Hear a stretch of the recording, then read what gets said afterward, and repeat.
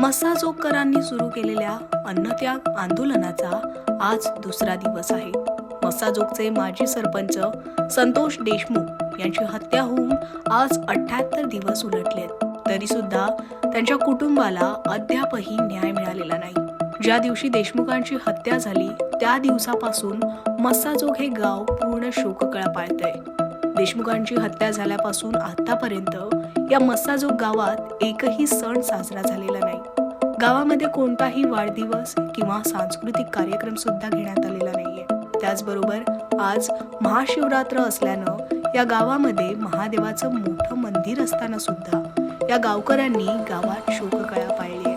नाही, जे पहिले ह्या हत्या होण्याच्या अगोदर जे काही लग्न वगैरे असतील ते झालेत. मात्र घटना घडल्यापासून वाढदिवस मला हे सांगितलं होतं गावकऱ्यांनी की जो ह्याचा सण असतो संक्रांतीचा ते देखील गावानं केलेला नाही.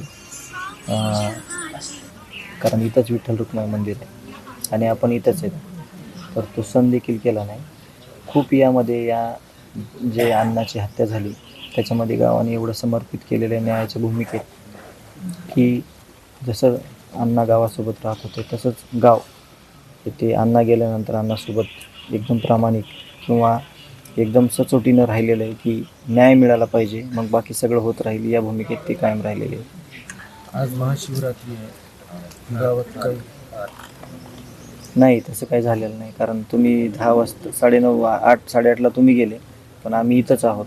तसं काही इथं झालेलं नाही. संतोष देशमुख यांच्या हत्या प्रकरणातील तपासाबाबत प्रश्नचिन्ह उपस्थित करत ग्रामस्थांनी अन्नत्याग आंदोलन सुरू केलं. आज आंदोलनाचा दुसरा दिवस असून संतोष देशमुख यांच्या प्रतिमेला अभिवादन करत या दुसऱ्या दिवसाच्या आंदोलनाचा प्रारंभ करण्यात आला. यावेळी संतोष देशमुख यांचे भाऊ धनंजय देशमुख यांची वैद्यकीय तपासणी सुद्धा करण्यात आली आहे. गेल्या अनेक दिवसांपासून आपल्या भावासाठी लढणारे धनंजय देशमुख यांची प्रकृती काहीशी अस्थिर असल्यानं त्यांची वैद्यकीय तपासणी करण्यात आली असून त्यांचा रक्तदाब सामान्य असल्याची माहिती डॉक्टरांनी दिली.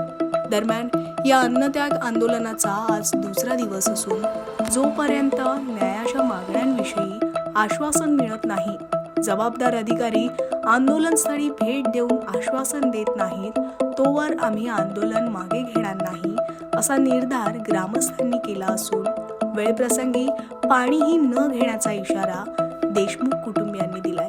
तर आज तरी कुणी अधिकारी आंदोलनस्थळी भेट देणार का असा प्रश्न असताना थोड्याच वेळापूर्वी केज पोलीस ठाण्याचे पोलीस निरीक्षक वैभव पाटील हे आंदोलनस्थळी पोहोचले.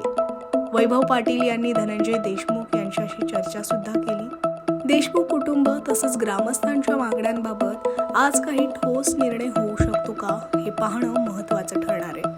दरम्यान या प्रकरणातील अधिक माहिती अशी की बीडचे पोलीस अधीक्षक नवनीत कावत यांनीही आता हे आंदोलन स्थगित करण्याची विनंती केली आहे. ज्येष्ठ कायदेतज्ञ उज्ज्वल निकम यांची सरकारी वकील म्हणून या प्रकरणात नियुक्ती झाल्यानंतर अधीक्षकांनी ही विनंती केली असल्याचं समजतंय. Deepak Jadhav, Maharashtra times online, Beed.